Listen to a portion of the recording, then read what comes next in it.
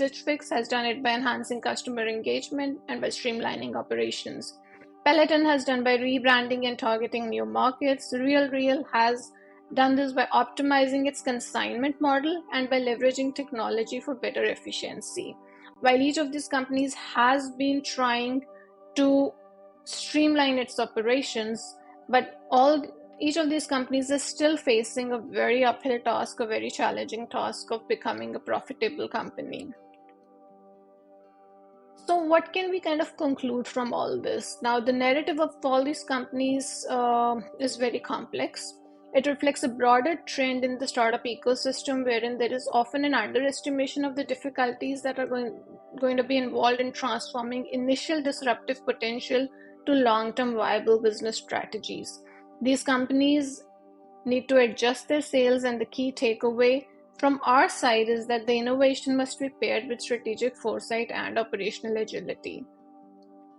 Now, this is a very short video wherein we have tried to introduce the startup ecosystem, and we have tried to introduce a couple of companies wherein we see a lot of course correction happening, and even after the IPOs, the companies are not profitable at all, and we see shareholder and stakeholder value being diminished every day.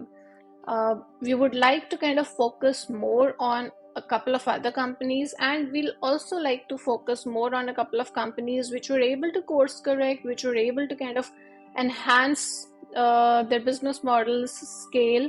A company that comes to mind is Glossier, which was going downhill a couple of years or a couple of months back actually, but then it changed the CEO from the founder who became the chairman at large.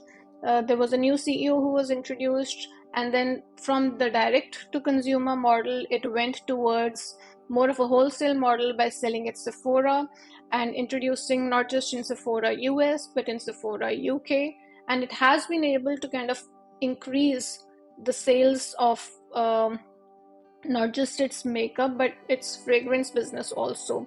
And recently, I think it was just yesterday, when it also introduced a second fragrance model, which it is being said is necessary to kind of gauge more interest by strategic partners so that it can project itself as a $1 billion company in terms of valuation, so that the founder can have an exit in this terms.